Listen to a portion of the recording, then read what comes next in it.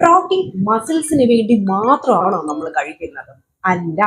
നമ്മുടെ ഒരു ദിവസത്തെ സർവൈവ് ചെയ്യാൻ വേണ്ടിയിട്ട് നമുക്ക് കാർബോഹൈഡ്രേറ്റ് മതി. എന്നാൽ അതിൽ ഒരു പടി മുകളിൽ നമുക്ക് കുറച്ചുകൂടെ ഹെൽത്ത് സേവ് ചെയ്യാൻ വേണ്ടിയിട്ട് പ്രോട്ടീൻ അത്യാവശ്യമാണ്.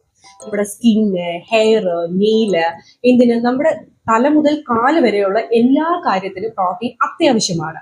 ഇനി പ്രോട്ടീൻ നമ്മളെ ബോഡിയിൽ നമ്മൾ ഒരിക്കൽ കഴിച്ചെന്ന് പറഞ്ഞുകൊണ്ട് സ്റ്റോർ ചെയ്ത് വെക്കുന്നില്ല, അത് അമിനോ ആസിഡ്സ് ആയിട്ട് കൊണ്ടുപോകും. അപ്പൊ നമ്മൾ മനസ്സിലാക്കേണ്ടത് ഓരോ തവണയും ഓരോ മീലിലും നമ്മൾ പ്രോട്ടീൻ ഉൾപ്പെടുത്തേണ്ടത് വെരി ഇമ്പോർട്ടന്റ് ആണ്.